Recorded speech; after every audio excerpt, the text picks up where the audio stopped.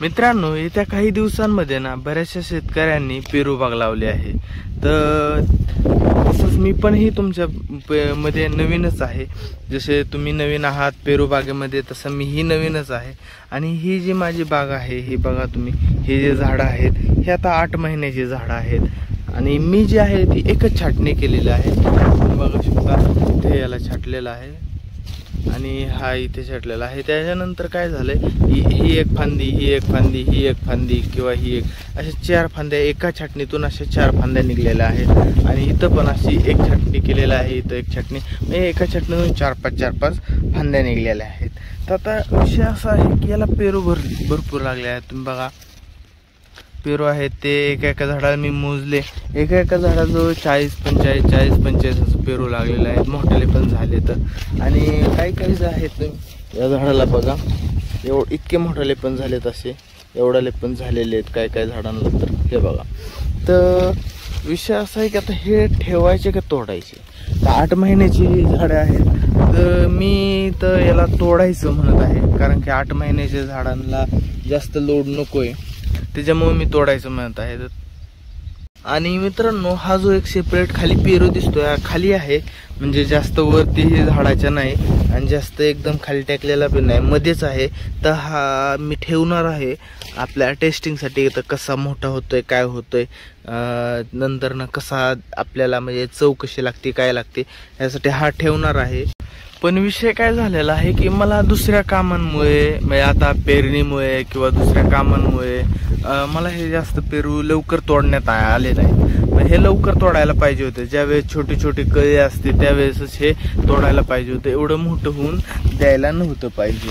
पण आता काय झालंय, ते थोडं मोठे झालेले आहेत, पण तरीही मी तोडून घेत आहे। आणि हे जे आहेत आता हे असं निघलेलं आहे, त्याला असं या पद्धतीने सिंपल तोडून घ्यायचं। हे बघा हे असं आहे, ते असं या पद्धतीने तोडून घ्यायचं।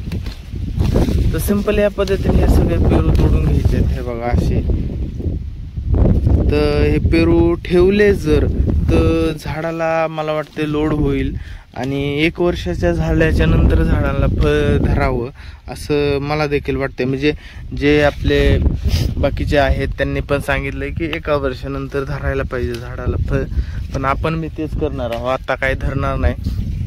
त्यामुळे हे तोडून घेतोय, आणि मी बऱ्याचशा झाडाला तोडून घेतलं, एका झाडाला बरेच 40-45 लागले आहेत, ते मी पण तोडलेत। तर तुम्हाला अजून काय प्रॉब्लेम वगैरे वाटले, डाऊट असेल तर कमेंटमध्ये विचारा। मीही नवीन आहे, तुम्हाला सांगण्याचा प्रयत्न करत आहे। आणि बरेचसे मग आता तोडून वगैरे घेऊ, आणि याच्याविषयी काय नवीन अपडेट असतील ते येतच राहतील पेरूविषयी, तर ते तुम्ही सबस्क्राईब वगैरे करून घ्या, म्हणजे तुम्हाला ते नवीन अपडेट येत राहतील आपल्या बागेविषयी। आणि दुसरी गोष्ट सांगायची झाली तर